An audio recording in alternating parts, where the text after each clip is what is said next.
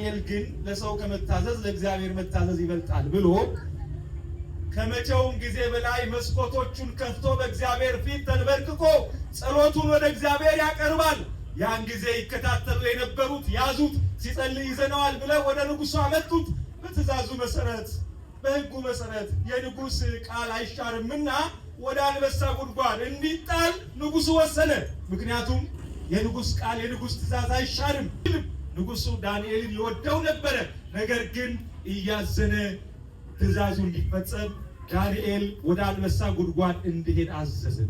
ዳንኤልን ያቻኮሉ አንበሶች ወዳሉበት ጉድጓድ ወስደው ጣሉ። የሰው ድፍረት!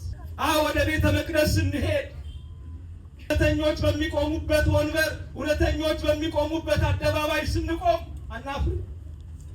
ስንቱን ለሞት ዳርገን ይሆን? በመከራ ስንቱን በሞት አሰቃይተን ይሆን? የእግዚአብሔር ልጆች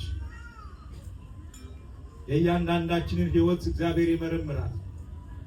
እግዚአብሔር ልብንና ኩላሊትን ይመረምራል። ዳንኤል ሰዎች ግፊት ተይዞ በአንበሶች ጉድጓድ ተጣለ። የአንበሳውን ጉድጓድ ዘግተው እነዚህ ሰዎች ተመልሰው ወደ ቤት ሄዱ።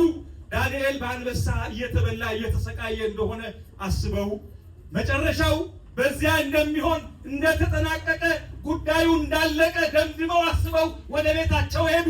ንጉሡ ግን በአሳቻ ሰዓት ከቤተ መንግስቱ ወጥቶ እየሮጠ ይወደው ነበርና ዳንኤልን እንዲህ አለ መጥቶ፣ ዳንኤል ሆይ በጠዋት ማልዶ ማንም ከእንቅልፉ ሳይነሳ እግዚአብሔር እንደሚያድነው ያምናልና መጥቶ እንዲህ አለው ለዳንኤል፣ ዳንኤል ሆይ ሁልጊዜ የምታመልከው አምላክ ከአንበሳ መንጋጋ ሊያድን ችሏልን?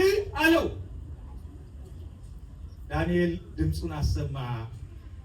የማመልከው አምላክ፣ እስኪ በሉ ይሄንን ቃል፣ የማመልከው አምላክ መልአኩን ልኮ የአንበሶቹን አፍ ዘጋ። ይህንን የተናገረው ዳንኤል